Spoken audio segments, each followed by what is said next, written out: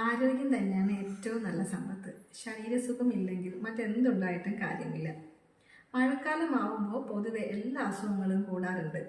മുട്ടുവേദന, കാലുവേദന, നടുവേദന. അത് മാത്രമല്ല, സ്കൂളിൽ പോകുന്ന കുട്ടികൾക്ക് എപ്പോഴും പനി, ജലദോഷം, കഫക്കെട്ട് ഇതൊക്കെ പൊതുവേ അധികമായിട്ട് വരുന്നത് മഴക്കാലത്താണ്. ഇതിനൊരു പരിഹാരമാണ് മലയാളത്തിലെ ഔഷധമാസമായ കർക്കിടകത്തിൽ ചെയ്യുന്ന കർക്കിടക ചികിത്സ അല്ലെങ്കിൽ മൺസൂൺ ചികിത്സ.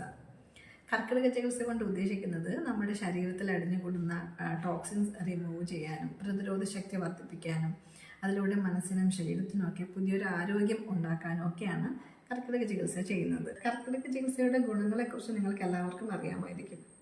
എന്നാൽ കുറച്ച് കാര്യങ്ങൾ ശ്രദ്ധിക്കേണ്ടതായിട്ടുണ്ട്. അതിൽ പ്രധാനം കർക്കിടക ചികിത്സ ചെയ്യാൻ ഉദ്ദേശിക്കുന്ന സ്ഥാപനവും അതിലെ ഡോക്ടറും തെറാപ്പിസ്റ്റും എല്ലാം ക്വാളിഫൈഡ് ആണോ എന്നുള്ളതും അവിടെ ഉപയോഗിക്കുന്ന ഓയിലും മറ്റുള്ള മെഡിസിൻസും ഗുണനിലവാരമുള്ളതാണോ എന്നുള്ളതും ഉറപ്പുവരുത്തിയ ശേഷം മാത്രം കർക്കിടക ചികിത്സയെക്കുറിച്ച് ചിന്തിക്കണം. ഇതുപോലുള്ള കാര്യങ്ങൾ ശ്രദ്ധിച്ചില്ലെങ്കിൽ ഗുണത്തേക്കാളേറെ ദോഷമായിരിക്കും ഉണ്ടാവുന്നത്. ഗുണനിലവാരമില്ലാത്ത ഓയിലൊക്കെ യൂസ് ചെയ്യുമ്പോൾ സ്കിന്നിൽ അലർജിയും മറ്റുമൊക്കെ ഉണ്ടാവാറുണ്ട്. അപ്പോൾ ഇനി വരുന്ന ഒരു വർഷത്തേക്കുള്ള നല്ല ആരോഗ്യം ഈ കർക്കിടകത്തിൽ നിന്നും നമുക്ക് തുടങ്ങാം.